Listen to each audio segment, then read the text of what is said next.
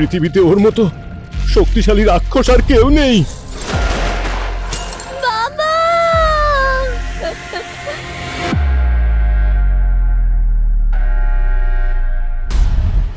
এখানে অনেকেই মারা গেছে, কিন্তু সেসব ব্যাপারে আমার কোনো ইন্টারেস্ট নেই। ভগবান কোনো উত্তর দিচ্ছে না আর শয়তান খেলা করে চলেছে।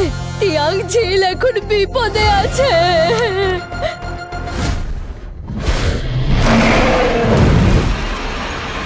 রাক্ষসকে আবার তিয়াং ঝিলে দেখা গেছে।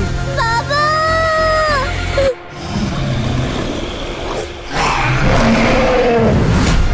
কিন্তু হাসপাতালের কাছে তো কোনো নদী ছিল না, তাহলে ও এখান থেকে এই অবধি এলো কি করে? লুকিয়ে পড়ো। আমাকে এখান থেকে বের করো। ও ভেতরে এলো কি করে? এবার সামলাও।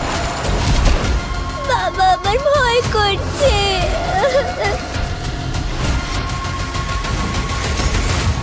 তোমার ধারণা আছে তুমি কি করছো? তোমার নজরে ও আর আমি একই রকম, আমরা দুজনেই রাক্ষস।